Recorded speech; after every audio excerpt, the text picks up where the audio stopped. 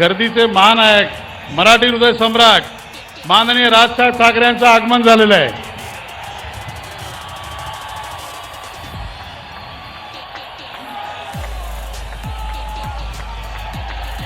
नेहमीच्या प्रथेप्रमाणे आज थोडा फाटा देण्यात आला आहे।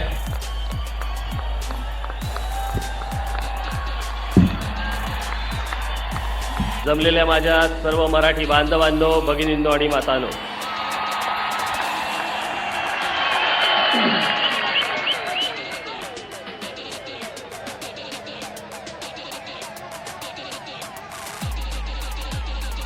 मगाशी मी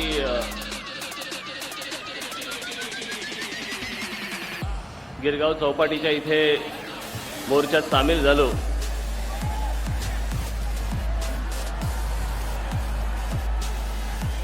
पण इथून तिथपर्यंतचं अंतर मला कापायला 10 मिनिटं गेली। मी म्हटलं असं जर समजा चालायला लागलं तर मला असं वाटतं रात्रीच आपण आझाद मैदानवरती पोहोचू, म्हणून जरा थोडा पुढे आलो आणि पुढून मग चालायला सुरुवात केली। आपण सगळेजण येत होतात, सगळे इथे जमत होतात, म्हणून मी इथे येऊन थोडा वेळ थांबलो आणि आता आपल्या समोर आलो।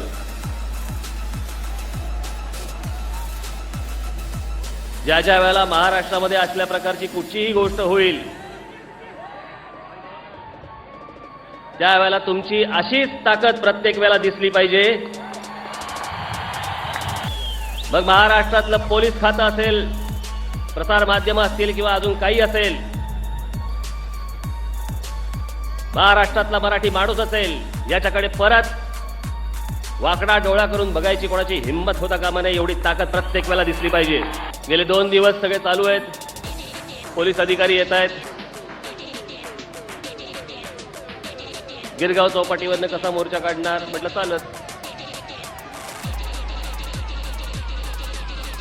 मग इथून नाही काढता येणार, तिथून नाही काढता येणार, हे सगळे अडथळे आणण्याचे जे उद्योग होते हे या पोलीस कमिशनर अरूप पटनाईकांचे। मला ज्या दिवशी कळलं, काही अधिकाऱ्यांकडनंच कळलं मला, की गाड्या अडवण्याचे प्रयत्न होतील, इतर काही गोष्टी होतील, तात्काळ मुख्यमंत्र्यांना फोन लावला। मुख्यमंत्र्यांना सांगितलं, मी म्हटलं हा काय प्रकार आहे, होणार आहे नाही होणार आहे म्हटलं हा नंतरचा भाग,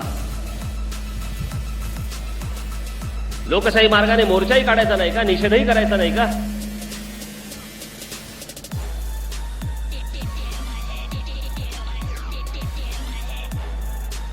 ही प्रत्येक ठिकाणी कसली अडवणूक?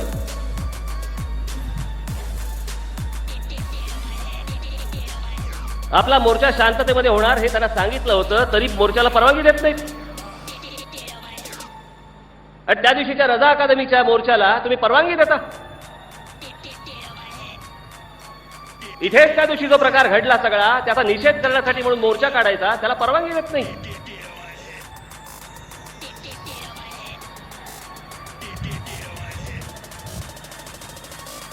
ते आमचे RR पाटील, कायदा सुव्यवस्था जो बिघडवेल त्याला आम्ही बघून घेऊ। अरे मग त्या दिवशी काय घातलं होतं, शेपूट?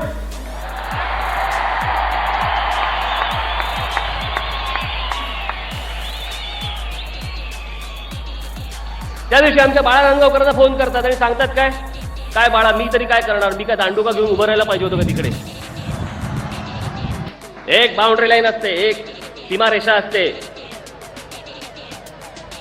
आम्ही कधी आजपर्यंत सीमारेषा ओलांडली नाही, कधी ओलांडणार पण नाही। पोलिसांवर हात नाही टाकायचा।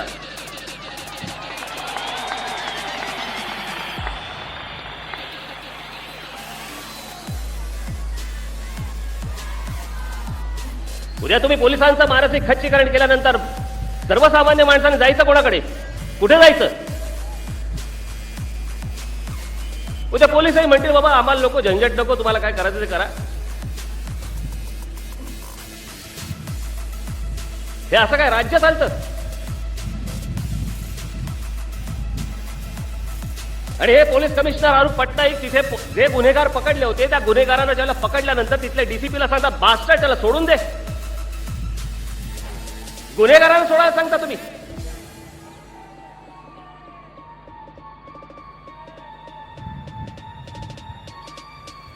आमच्या पोलीस भगिनींवरती जे अत्याचार झाले,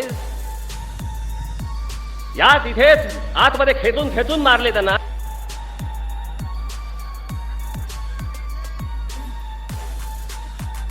हे सगळे जण आमचे मराठी पोलीस कॉन्स्टेबल सगळे मार खात आहेत, आदेश नाही.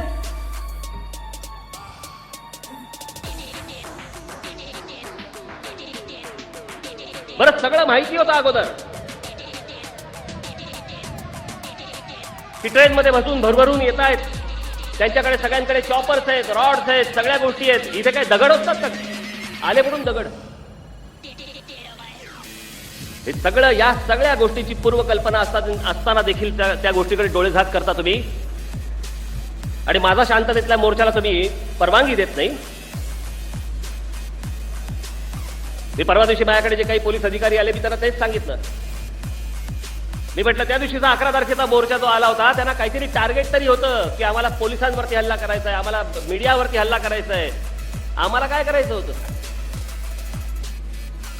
आमचं टार्गेट आम्ही अगोदरच डिक्लेअर करून टाकलं होतं. आरोप पटनाईक राजीनामा द्या, RR पाटील राजीनामा द्या, आम्ही पहिल्यांदाच डिक्लेअर केलं होतं.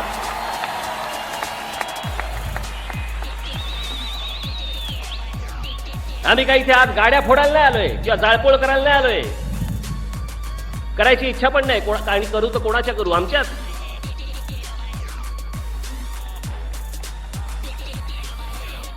आमच्याच मुंबईतल्या, महाराष्ट्रातल्या नागरिकांच्या.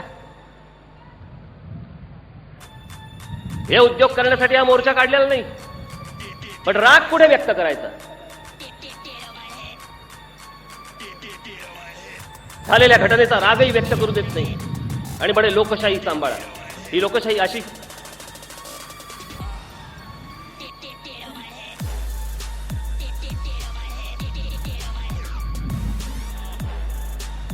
त्या रजा अकादमीच्या मोर्चाचा ट्रॅक रेकॉर्ड काढून बघा. काही वर्षांपूर्वी भिवंडीमध्ये देखील याच रजा अकादमीने तिथे मोर्चा काढला होता. हा भडवा अबू आझमी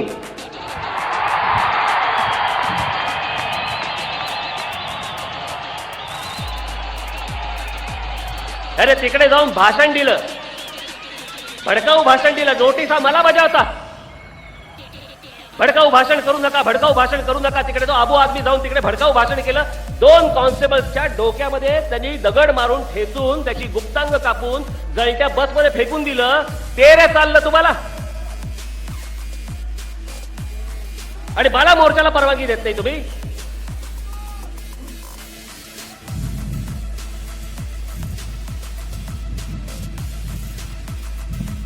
हे जे आले होते यांचा महाराष्ट्राशी काही संबंध नव्हता. हे सगळे महाराष्ट्राच्या बाहेरचे आहेत.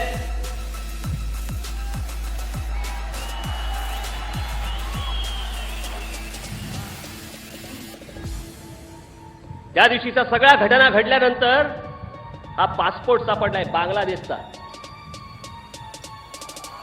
या इथेच सापडलाय.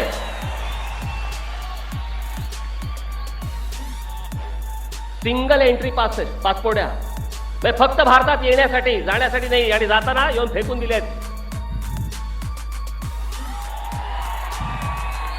हे असले असंख्य लोक आज महाराष्ट्रामध्ये येत आहेत. यांची हे सगळ्यांचे अड्डे झालेले आहेत महाराष्ट्रामध्ये. मला एका गोष्टीचं उत्तर द्या. योगायोग कसला योगायोग? 92ला ज्यावेळेला बाबरी मशीद पडली, ती बाबरी मशीद पडल्यानंतर त्याची प्रतिक्रिया कुठे उमटली? मुंबईत.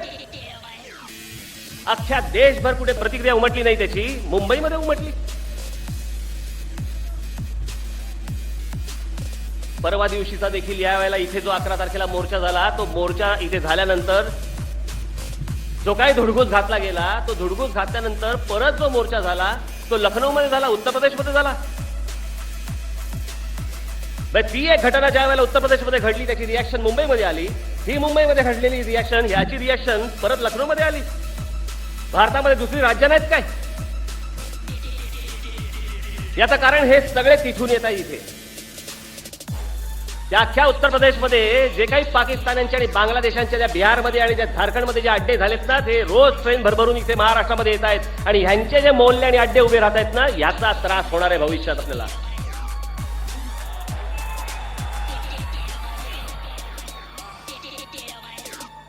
नाही तर मला सांगा हो, तो अबू आझमी 2-2 मतदारसंघातनं महाराष्ट्रात निवडून येतो. 2-2 मतदारसंघातनं महाराष्ट्रातल्या कुठच्या राज्यकर्त्यांनी कुठच्याही नेत्याने महाराष्ट्रातल्या 2 मतदारसंघामधून निवडून यावं. हा 2 मतदारसंघातनं निवडून येतो. याचं कारण ते सगळे जे मतदारसंघामधले जेवढे लोक आहेत हे सगळे बाहेरून आलेले लोक आहेत, ते याला मतदान करतात. त्या दिवशी पोलीस फायरिंग इथे झालं, शेवटी करावं लागलं. ते करताना जो गेला त्याला अबू आझमीने 1.5 लाख रुपये दिले. मग आमच्या पोलिसांना का नाही दिले?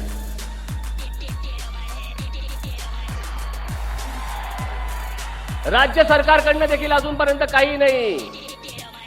राज्य सरकारकडनं देखील अजूनपर्यंत कुठलीही घोषणा झाली नाही की बाबा जे जखमी झाले, ज्याला काही त्रास झालाय त्यांना आम्ही काही कॉम्पेन्सेशन देतोय, काही पैसे देतोय. काही नाही. मार खा.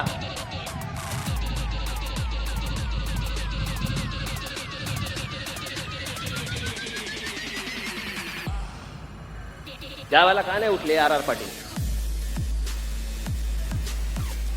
आम्हाला धमकवता.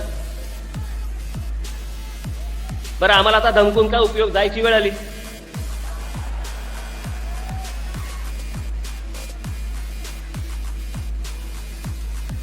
काही मागचा पुढचा विचार करायचा नाही, कसलाही काही गोष्ट करायची नाही. पोलिसांना मार खायला लावायचा. कोणी येतं आणि काही फरफटात घेऊन जातं आमच्या पोलिसांना आणि मारायला लागतं.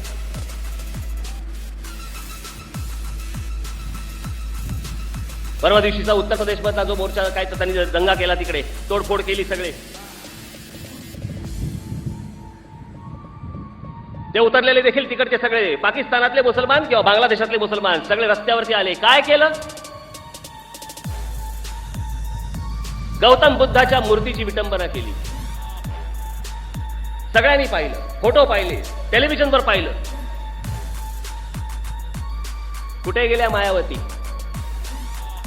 कुठे गेला तो रामदास आठवले? कुठे गेले ते रासू गवई?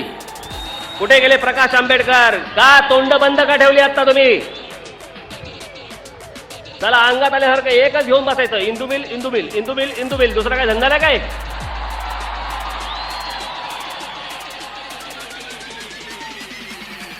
काय इंदू मिल मध्ये बांधायचं काय बंगला? आता का नाही बोलत?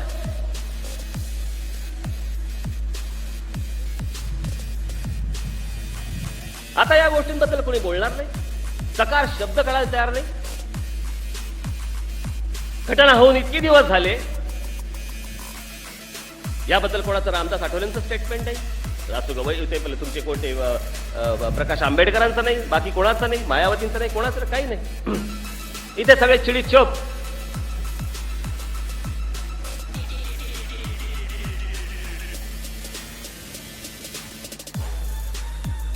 हे मुंबई पोलीस कमिशनर, ते त्यांचे फेवरेट एक ढोबळे, त्या दिवशी हॉकी स्टिक घेऊन कुठच्या तरी त्या कुठच्या ज्यूस सेंटर बार काय ज्यूस सेंटर मध्ये गेले, कुठेतरी अमर ज्यूस सेंटर. काय जागा आहे का हॉकी घेऊन जायची? बायका पोरांना घेऊन गेलो समजू शकतो.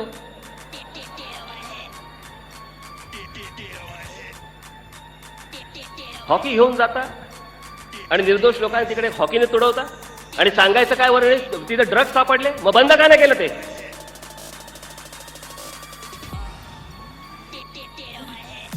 आणि हे मूर्ख तुमचे पोलीस कमिशनर तो आरूप पटनाईक काय सांगतात? हॉकी खेळायला गेले होते, जाता जाता तिकडे गेले.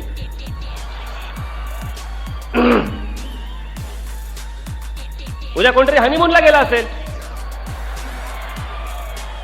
मग काय जाता जातो काय?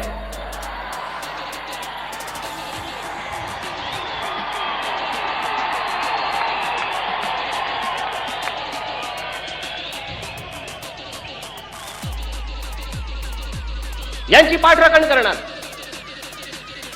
कारण यांचे फेवरेट.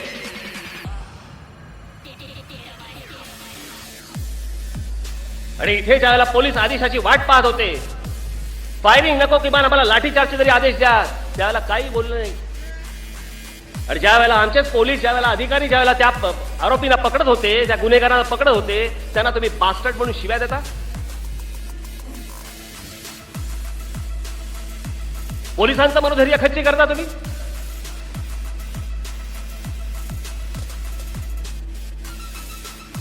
हे यापुढे महाराष्ट्रात चालणार नाही.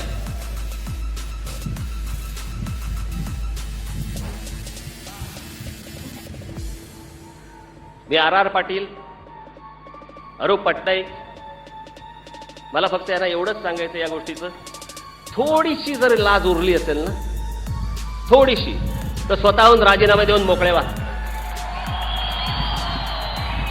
थोडीशी जरी लाज उरली असेल तर. गेल्या 2 दिवसापासून काही वर्तमानपत्रांमध्ये सुरू झालं होतं, राज ठाकरे यांची महाराष्ट्र नवनिर्माण सेना आता हिंदुत्वाकडे.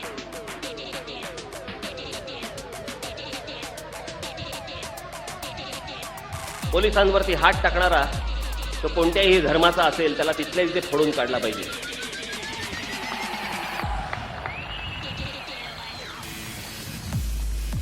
माझ्या आमदारावरती ज्यावेळेला फोडून काढायचे आदेश दिले, हर्षवर्धन जाधव आलेत का? त्या हर्षवर्धनला ज्यावेळेला फोडून काढला त्यावेळेला आदेश दिले, त्याशिवाय फोडून काढला का हो? पण ज्यावेळेला मी सभा घेतली त्यावेळेला मी त्या सभेमध्ये देखील हेच सांगितलं होतं की हर्षवर्धन काही झालं तरी पोलिसांवरती हात नाही उगारायचा, त्यांच्यावरती हात नाही उगारायचा. हा कुठच्या धर्माबिर्माचा विषय नाहीये. जे पोलीस अधिकारी, जे कॉन्स्टेबल्स होते, ज्या माझ्या भगिनी होत्या, महिला, ते माझे सगळे मराठी बांधव होते, माझ्या सगळ्या मराठी भगिनी होत्या. त्यांच्यासाठी म्हणून मी आज रस्त्यावरती इथे आलोय.